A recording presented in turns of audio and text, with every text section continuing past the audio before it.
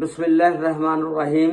अस्सलामु अलैकुम व रहमतुल्लाहि व बरकातहू। की हाल चाल है जी? ठीक ठाक हो? उम्मीद है अल्लाह ताला दे हुक्म दे नाल इंशाअल्लाह तुसी सारे ठीक ठाक होवोगे। अज दे वीलॉग दे विच मैं तुहानू बहुत इंतहाई अफसोसनाक वाकया जिहड़ा सियालकोट दे इलाके पसरूर दे विच पेश आया। यकीन करो आ जिहड़ियां तस्वीरां तुसी वेख रहे हो एक नई नवेली दुल्हन दियां ने।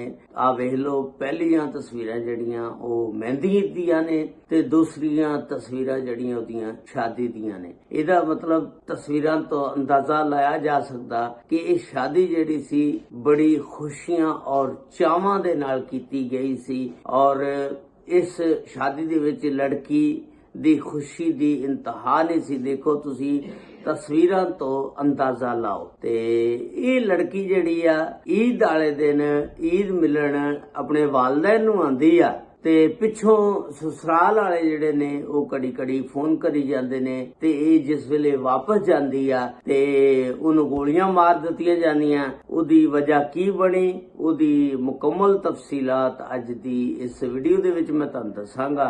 ये वाकया जिहड़ा सियालकोट दी तहसील आ पसरूर, ये उत्थे दा वाकया। उत्थे एक फैमिली रहिंदी आ, उस फैमिली दे सरबराह दा नाम हुंदा जावेद। जावेद दी बीवी दा नाम हुंदा शाइस्ता बीबी। अल्लाह ताला ने इन्हां नूं 5 बच्चे दिते सी, जिदे विच 4 बेटे सी ते 1 बेटी सी। ते बेटी एक जदों होवे ते 4 भाइयां दी फिर बड़ी लाडली चहेती हुंदी आ, प्यारी हुंदी आ। सारे घर आयां दी बहुत ही प्यारी और लाडली सी। ये जेड़ी बेटी सी 4 भाइयां दी, एक भैन इहदा नाम सी मरियम। मरियम जेड़ी सी इनू टीचिंग दा बड़ा शौक सी। जिस वेले ये पढ़ लिख के बड़ी हो गई ते इहने फिर उत्थे इलाके दे स्कूल दे विच टीचिंग दा जिहड़ा अपना शौक सी वो भी पूरा कीता।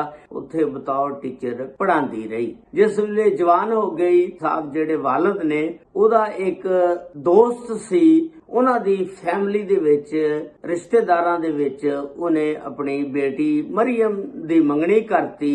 क्योंकि बंदा जिस वेले दोस्त ना गपशप होवे, दोस्त कह ही दिंदा ना कि यार मेरी रिश्तेदारां फैमिलियां दे विच फलां एक लड़का आ ते मैं तेरी बेटी दी शादी करवाना। ते इन्हें भी दोस्त दे कहण दे उत्ते अपनी बेटी दी शादी उन्हां दे रिश्तेदारां दे विच कर दित्ती। जेड़े लड़के दे नाल शादी कीती उदा नाम वाजिद सी। वाजिद जिहड़ा सी ओह 2 भरा होर सी। एक भरा इटली गया सी, एक भरा जर्मनी गया सी ते जिहड़ा वाजिद सी तीसरा भरा ये इत्थे ही पाकिस्तान च रहिंदा सी। बड़ी अमीर तरीन फैमिली सी।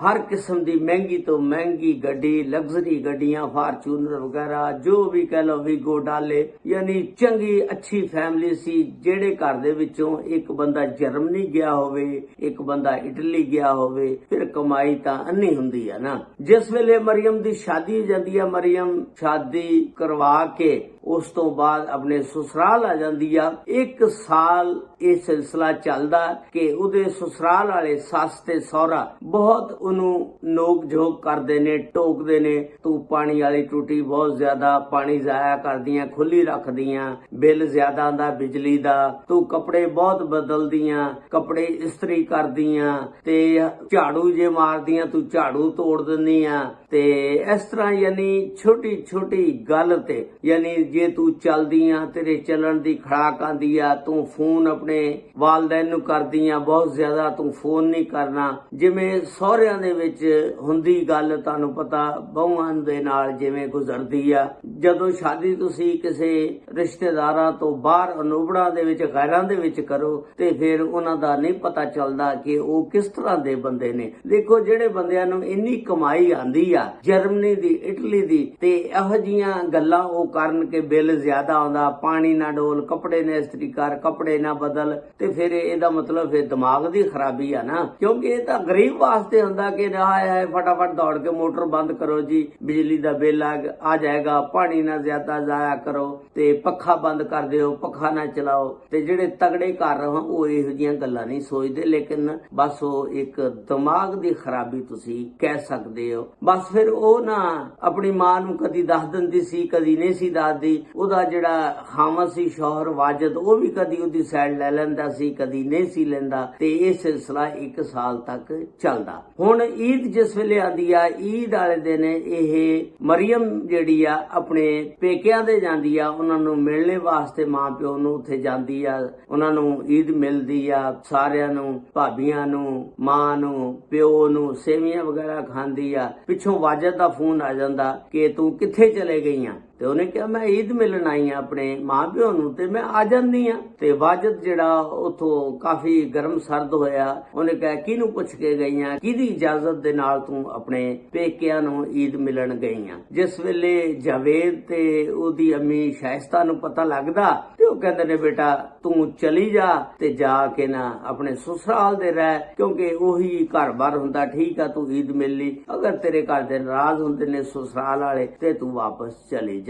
ਮਰੀਮ ਜਿਹੜੀ ਆ ਫਿਰ ਆਪਣੇ ਮਾਪਿਓ ਨੂੰ ਮਿਲ ਕੇ ਨਾ ਵਾਪਸ ਸਸੁਰਾਲ ਦੇ ਘਰ ਆ ਜਾਂਦੀ ਹੈ, ਸਹੁਰਿਆਂ ਦੇ। ਜਿਸ ਵੇਲੇ ਘਰ ਪਹੁੰਚਦੀ ਆ ਤੇ ਸੱਸ ਤੇ ਸਹੁਰਾ ਫਿਰ ਵਿੱਚੇ ਉਹਦਾ ਖਾਵੰਦ ਉਹਦੇ ਤੇ ਚੜਾਈ ਕਰ ਦਿੰਦੇ ਨੇ, ਉਹਨੂੰ ਬੋਲਣ ਲੱਗ ਪੈਂਦੇ ਨੇ, ਤੂੰ ਆਪਣੇ ਮਾਂ ਪਿਓ ਦੇ ਨਾਲ ਫੋਨ ਤੇ ਰਾਬਤਾ ਰੱਖਦੀ ਆ, ਉਹਨੂੰ ਅੱਜ ਤੋਂ ਬਾਅਦ ਤੂੰ ਫੋਨ ਨਹੀਂ ਕਰਨਾ, ਇਹ ਉਹ। ਉਹਨੇ ਖੈਰ ਚੁੱਪ ਕਰ ਗਈ। ਹੁਣ ਜਦੋਂ ਗੁਜ਼ਾਰਾ ਜੂ ਕਰਨਾ ਸੀ, ਤੇ ਫਿਰ ਥੋੜੀ ਜਿਹੀ ਦੇਰ ਬਾਅਦ 2-2.5 ਘੰਟੇ ਬਾਅਦ ਮਰੀਮ ਦੀ ਅੰਮੀ ਸ਼ਾਇਸਤਾ ਦਾ ਫੋਨ ਆਂਦਾ ਕਿ ਬੇਟੀ ਕੀ ਹਾਲਾਤ ਨੇ ਤੇਰੇ ਸਹੁਰਿਆਂ ਦੇ, ਕੀ ਕਹਿੰਦੇ ਨੇ ਤੈਨੂੰ, ਬੜਾ ਫੋਨ ਸ਼ੋਨ ਕਰਦੇ ਸੀ, ਧਮਕੀਆਂ ਲਾਉਂਦੇ ਸੀ। ਉਹਨੇ ਕਿਹਾ ਅੰਮੀ ਇੱਥੇ ਤਾਂ ਹਾਲਾਤ ਹੀ ਬੜੇ ਖਰਾਬ ਹੋਏ ਪਏ ਨੇ, ਕਿਹੜੀ ਜਗ੍ਹਾ ਤੇ ਤੂੰ ਮੈਨੂੰ ਫਸਾਤਾ, ਮੇਰੀ ਸ਼ਾਦੀ ਕਰਤੀ, ਮੈਂ ਤਾਂ ਬੜੀ ਤੰਗ ਆ, ਮੇਰਾ ਸਾਹ ਲੈਣਾ ਵੀ ਇਹਨਾਂ ਨੇ ਦੁੱਬਰ ਕੀਤਾ ਪਿਆ, ਔਖਾ ਕੀਤਾ ਪਿਆ, ਤੇ ਮੈਂ ਤਾਂ ਬੜੀ ਤੰਗ ਆ। ਤੇ ਇਹ 2 ਤਰੀਕ ਦਾ ਵਾਕਿਆ ਉਹਦੀ ਅੰਮੀ ਰਾਤ ਨੂੰ ਫੋਨ ਕਰਕੇ ਇਹ ਸਾਰਾ ਕੁਝ ਪੁੱਛਦੀ ਆ। ਤੇ 3 ਤਰੀਕ ਨੂੰ ਉਹ ਸ਼ਾਇਸਤਾ ਜਿਹੜੀ ਆ ਮਰੀਮ ਦੀ ਅੰਮੀ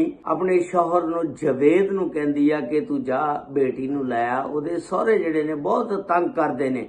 ਤੇ ਜਾਵੇਦ ਜਿਹੜਾ ਉਹ 3 ਤਰੀਕ ਨੂੰ ਜਿਸ ਵੇਲੇ ਆਪਣੀ ਬੇਟੀ ਦੇ ਘਰ ਮਰੀਮ ਦੇ ਆਂਦਾ, ਉਹਦਾ ਜਿਹੜਾ ਜਵਾਈ ਸੀ ਨਾ ਵਾਜਦ, ਉਹ ਬੜੀਆਂ ਬਾਹਾਂ ਛਾਵਾਂ ਟੋਂਕ ਕੇ ਖੜਾ ਤੇ ਕਹਿੰਦਾ ਹਾਂ ਬਈ ਤੂੰ ਕਿੱਧਰ ਆਇਆ, ਆਪਣੇ ਸਹੁਰੇ ਨੂੰ ਦੇਖੋ, ਯਾਨੀ ਤਮੀਜ਼ ਦੇਖੋ ਬੁਲਾਉਣ ਦੀ, ਤੂੰ ਕਿੱਧਰ ਆਇਆ, ਇੱਥੇ ਕੀ ਲੈਣ ਆਇਆ। ਤੇ ਪਿੱਛੋਂ ਮਰੀਮ ਨਿਕਲ ਆਈ, ਉਹ ਕਹਿੰਦੀ ਵਾਜਦ ਇਹ ਮੇਰੇ ਅੱਬੂ ਨੇ, ਏਡੀ ਬਦਤਮੀਜ਼ੀ ਦੇ ਨਾਲ ਤੂੰ ਕਿਉਂ ਬੋਲ ਰਿਹਾ, ਇਦਾਂ ਨਾ ਬੋਲ, ਗਲਤ ਕਰ ਰਿਹਾ ਤੂੰ, ਮੈਂ ਉਹਨਾਂ ਨੂੰ ਬੁਲਾਇਆ। ਤੇ ਵਾਜਦ ਕਹਿੰਦਾ ਅੱਛਾ ਤੇਰੀ ਇਹ ਜੁਰਤ। ਵਾਜਦ ਜਿਹੜਾ ਉਹ ਬਾਹਾਂ ਨੂੰ ਟੰਗਦਾ ਹੋਇਆ ਅੰਦਰ ਗਿਆ, ਫਟਾਫਟ ਜਾ ਕੇ ਪਿਸਟਲ ਲਿਆਂਦਾ, ਪਿਸਟਲ ਲਿਆ ਕੇ ਤੇ ਮਰੀਮ ਦੇ ਸੀਨੇ ਦੇ ਉੱਤੇ ਫਾਇਰ ਮਾਰ ਦਿੰਦਾ। ਮਰੀਮ ਜਿਹੜੀ ਆ ਉੱਥੇ ਥਾਂ ਤੇ ਡਿੱਗ ਜਾਂਦੀ ਆ। ਉਸ ਤੋਂ ਬਾਅਦ ਉਹ ਦੂਸਰਾ ਫਾਇਰ ਜਿਹੜਾ ਉਹ ਜਾਵੇਦ ਨੂੰ, ਮਰੀਮ ਦੇ ਅੱਬੇ ਨੂੰ ਮਾਰਨੇ ਦੀ ਕੋਸ਼ਿਸ਼ ਜਿਸ ਵੇਲੇ ਕਰਦਾ, ਤੇ ਜਾਵੇਦ ਦੌੜ ਕੇ ਜਾਨ ਬਚਾ ਕੇ ਬਾਹਰ ਨਿਕਲ ਜਾਂਦਾ। ਵਾਜਦ ਨੇ ਅੰਦਰੋਂ ਫਿਰ ਕੁੰਡੀ ਲਾ ਲਈ। ਉਸ ਤੋਂ ਬਾਅਦ ਜਾਵੇਦ ਬਾਹਰ ਨਿਕਲਿਆ, ਉਹਨੇ 15 ਤੇ ਕਾਲ ਕੀਤੀ। ਜ਼ਾਹਰਾ ਪੁਲਿਸ ਨੂੰ ਆਂਦਿਆਂ 15-20 ਮਿੰਟ ਲੱਗ ਜਾਂਦੇ ਆ। ਇਹਨਾਂ ਨੇ ਫਟਾਫਟ ਚਲਾਕੀ ਖੇਡੀ,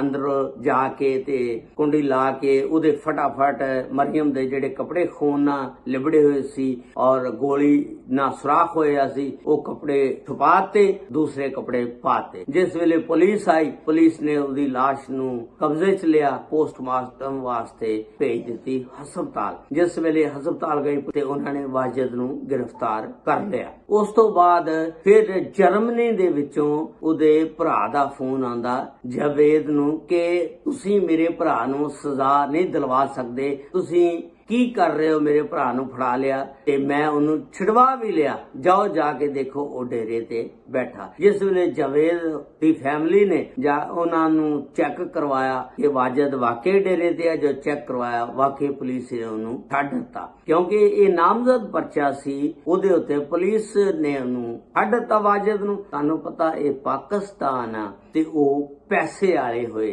ਤੇ ਅੱਗੇ ਤੁਹਾਨੂੰ ਪਤਾ ਕੀ ਚੱਲਦਾ, ਇੱਕ ਪਾਕਿਸਤਾਨ ਦੇ ਵਿੱਚ ਪੈਸੇ ਦੇ ਨਾਲ ਬੰਦੇ ਦੇ ਵਿੱਚ ਜਾਨ ਨਹੀਂ ਪੈਂਦੀ, ਬਾਕੀ ਹਰ ਕੰਮ ਹੋ ਜਾਂਦਾ।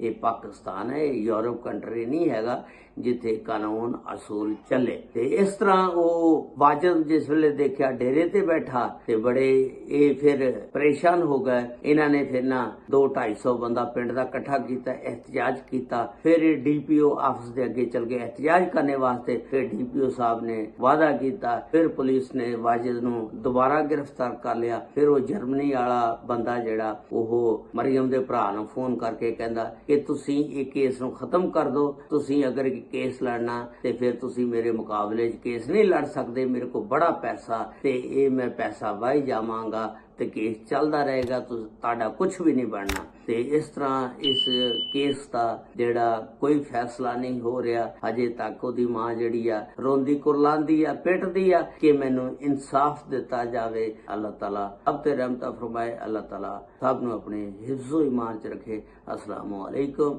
व रहमतुल्लाहि व बरकातहू।